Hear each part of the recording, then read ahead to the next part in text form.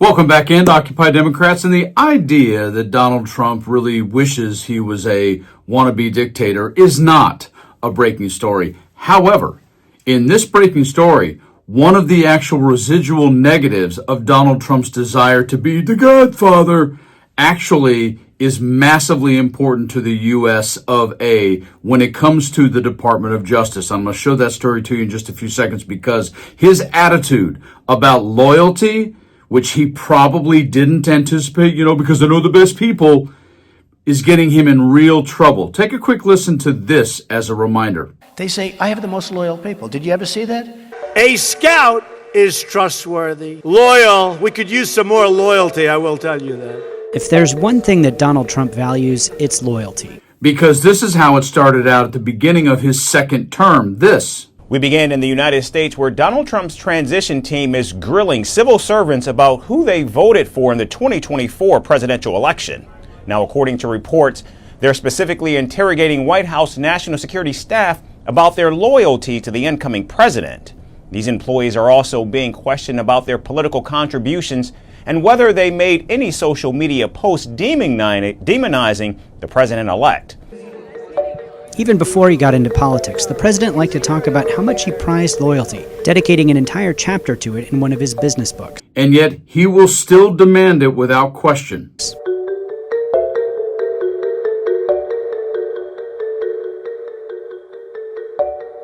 Where I could stand in the middle of Fifth Avenue and shoot somebody and I wouldn't lose any voters, okay? It's like incredible. And inappropriate? Donald Trump doesn't care how inappropriate his loyalty demands are. Trump has even pressed subordinates for loyalty at times when it would be considered inappropriate.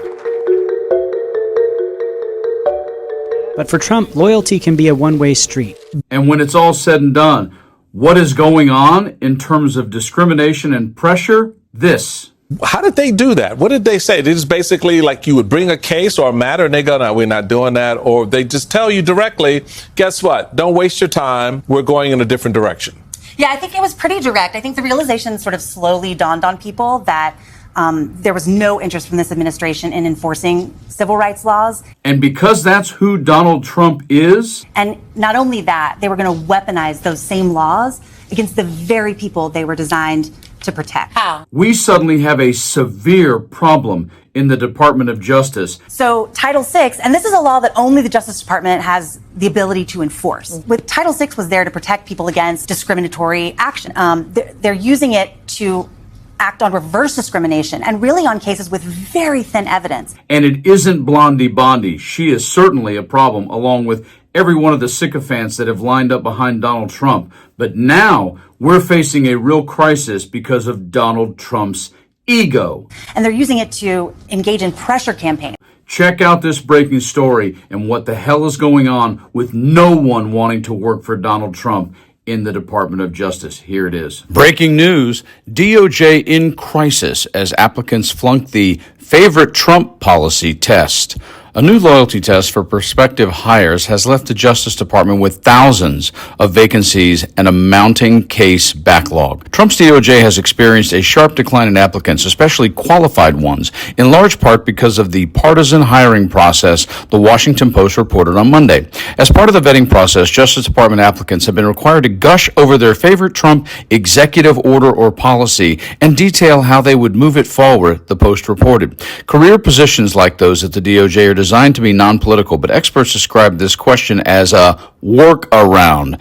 In quotes, even though that question doesn't ask if you are Republican, the spirit of that question asks for the job applicant to give their loyalty to the president. Raymond Lamont, an expert in federal labor laws, told the Post. Trump appointees have also found other ways to align the DOJ with MAGA. In February, Ed Martin, who was then the acting top prosecutor in D.C., wrote a letter to William Traynor, the former dean of Georgetown University Law Center, declaring his office wouldn't hire any talent from a law school that had what Trump officials viewed as DEI policies, the Post reported. But the politicizing of the Justice Department, a once prestigious employer, hasn't exactly boosted applicants. The vast majority of the 600 employees in the Civil Rights Division, for example, have left, with only a dozen or so of those career positions replaced, the Post reported. Still, that hasn't stopped Trump officials from ousting at least 200 people in the DOJ who worked on cases seen as anti-Trump under the Biden administration and are now installing their allies in their place, according to unprotected data from Justice Connection.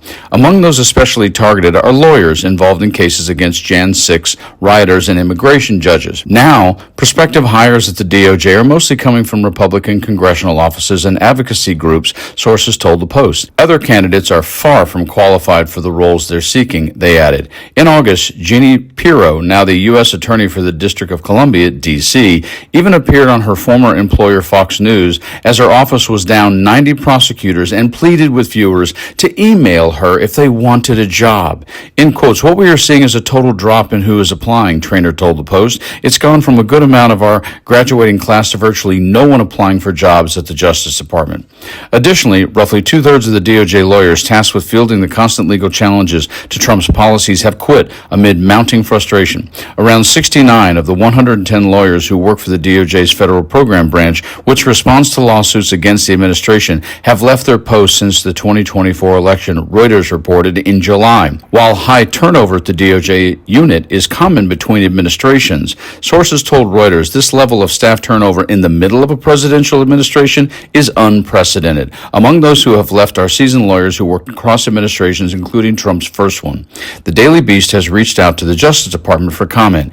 In quotes, the Department of Justice is committed to ensuring taxpayer dollars are used efficiently by hiring the best and most qualified individuals to serve the American people, with emphasis on hiring those fulfilling critical law enforcement and public safety missions, a Justice Department spokesperson told the Post. You see, we only hear about the high-profile cases, the one that are causing real problems or make news or seem crazy or whatever it may be.